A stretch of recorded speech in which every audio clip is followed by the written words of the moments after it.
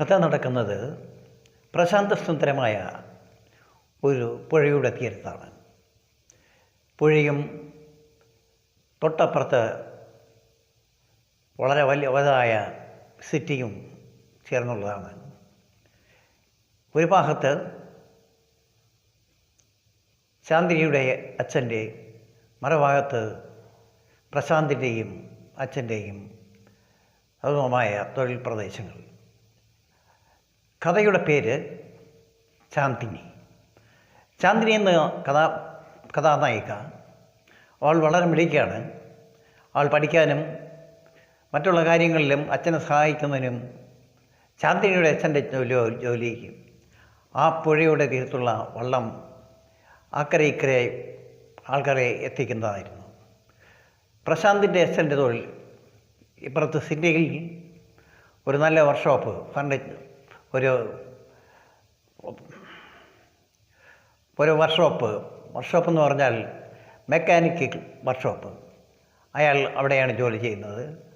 പ്രശാന്ത് എൻജിനീയറിംഗിന് ചേർന്ന് പഠിക്കുന്നു. Automobile work എടുത്ത് പഠിക്കുന്നു. ചാന്ദിനിയും വിദ്യാഭ്യാസത്തിൽ മോശമല്ല, നല്ല ഉയർന്ന വിദ്യാഭ്യാസ നിലയ്ക്ക് പോകാനുള്ള സാധ്യതകളും ഉണ്ട്. അവിടെ വർഷം തോറും എന്തെങ്കിലും പരിപാടികൾ,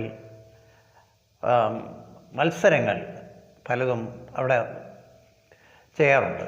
ആ മത്സരങ്ങളിൽ പലരും പങ്കെടുത്ത് പലരും വിജയിച്ചു.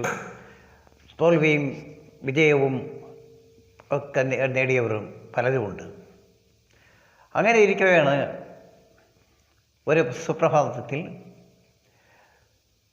ചാന്ദിനിയുടെ അച്ഛൻ്റെയും പ്രശാന്തിൻ്റെ അച്ഛൻ്റെയും തമ്മിലുള്ള ഒരു മത്സരം, കുടുംബക്കാർ തമ്മിൽ ഉള്ള ഒരു മത്സരം എന്ന് പറഞ്ഞാൽ അതിൽ പലരും പങ്കെടുക്കുന്നുണ്ട്.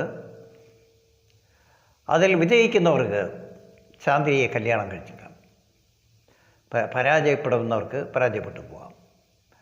അങ്ങനെ മത്സരം തുടങ്ങാൻ ഉള്ള എല്ലാ പരിപാടികളും തയ്യാറായി കഴിഞ്ഞു. അതിൽ അങ്ങനെ പ്രശാന്ത് വിദ്യാഭ്യാസം ചെയ്യുന്നുണ്ടെങ്കിലും അച്ഛനെ സഹായിക്കുന്നതിന് വേണ്ടി, കുടുംബത്തെ സഹായിക്കുന്നതിന് വേണ്ടി എന്തെങ്കിലും തൊഴിലുകൾ ചെയ്യുന്ന കൂട്ടത്തിലായിരുന്നു. അതിൽ ഇന്ന ജോലിയൊന്നുമില്ല, ഏത് ജോലിയും ചെയ്യാൻ തയ്യാറുള്ളൊരു ചെറുപ്പക്കാരനായിരുന്നു പ്രശാന്ത്. ചാന്ദിനി കുട്ടികൾക്ക് ട്യൂഷൻ എടുത്തും അങ്ങനെയും പല കാര്യങ്ങളും ചെയ്യുന്നുണ്ട്.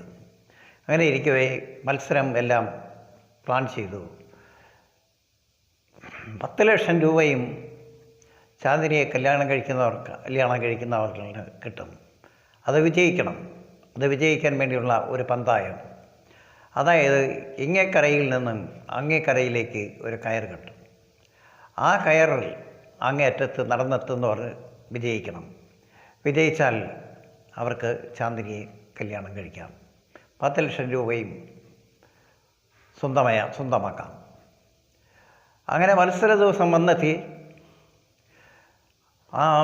ആ മത്സരത്തിൽ പലരും പങ്കെടുത്തു, പരാജയപ്പെട്ടു. അവസാന ഊഴം പ്രശാന്തിൻ്റേതായിരുന്നു. പ്രശാന്ത് അതിൽ ജയിക്കുവാൻ യാതൊരു സാധ്യതയുമില്ലെന്നുള്ളത് എല്ലാവർക്കും അറിയാമായിരുന്നു. പക്ഷേ പ്രശാന്തിൻ്റെ അച്ഛൻ്റെ ഉള്ളിലും ഒരു പക്ഷേ ആ ഒരു തോൽവിയുടെ കുറ്റബോധം ഉണ്ടായിരിക്കണം. പക്ഷേ പ്രശാന്ത് ധൈര്യപൂർവം അതിൽ കയറി അങ്ങേറ്റത്ത് നടന്നെത്താൻ പരമാവധി ശ്രമിച്ചു.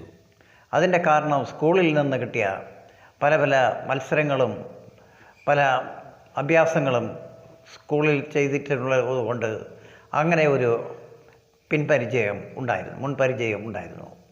അതുകൊണ്ട് പ്രശാന്ത് അവസാന ഘട്ടം വന്ന് എല്ലാവരും സന്നദ്ധരായി. പ്രശാന്ത് പരാജയപ്പെടുമെന്ന ഉറച്ച വിശ്വാസം എല്ലാവർക്കും ഉണ്ടായിരുന്നു. പക്ഷേ പ്രശാന്ത് ഈസിയായി മരത്തിൽ അതിൻ്റെ കയറുകയും തന്ത്രപൂർവം ബുദ്ധിപൂർവം കാലുകൾ മുന്നോട്ട് വെച്ച് പ്രശാന്തിനെ പ്രോത്സാഹിപ്പിക്കുകയും ദുരുത്സാഹപ്പെടുത്തുകയും ചെയ്യുന്നത് പലരുമുണ്ടായി. അങ്ങനെ പ്രശാന്ത് ഏകദേശ ദൂരം അങ്ങ് നടന്നെത്തിയപ്പോൾ പലർക്കും ഉത്കണ്ഠയായി.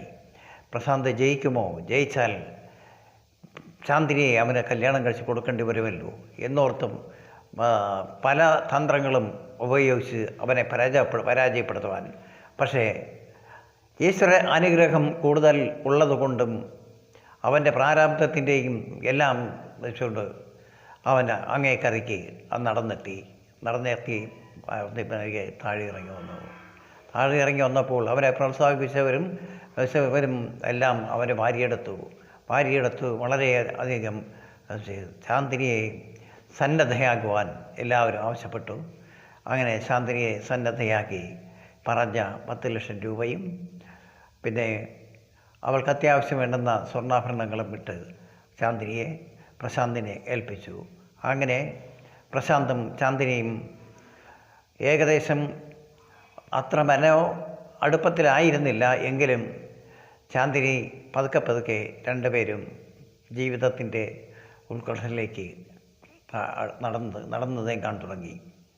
അങ്ങനെ പ്രശാന്തിൻ്റെ പരിശ്രമവും വിജയവും ആ പ്രദേശങ്ങളിൽ വളരെ മനോഹരമായ രീതിയിൽ അറിയപ്പെട്ടു. എല്ലാവർക്കും വളരെ സന്തോഷമായി. അങ്ങനെ ചാന്ദിനി മനസ്സോടെയാണെങ്കിലും പ്രശാന്തിൻ്റെ വരവേൽക്കുവാൻ, പുരുഷനായി സ്വീകരിക്കുവാൻ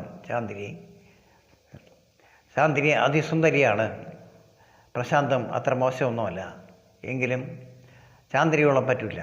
അതിൻ്റെ കുറ്റബോധം അവൾക്കുണ്ടായിരുന്നു. പക്ഷേ എങ്കിലും മത്സരത്തിൽ ജയിച്ച ആളിന് താൻ ഭാര്യയായി മാറിയേ പറ്റൂ. അങ്ങനെ ആ കഥ അവിടെ അവസാനിക്കുന്നു. ചാന്ദിനി പ്രശാന്തിൻ്റെ കൈ പിടിച്ചുകൊണ്ട് അവർ രണ്ടുപേരും നടന്നു നീങ്ങുന്നു.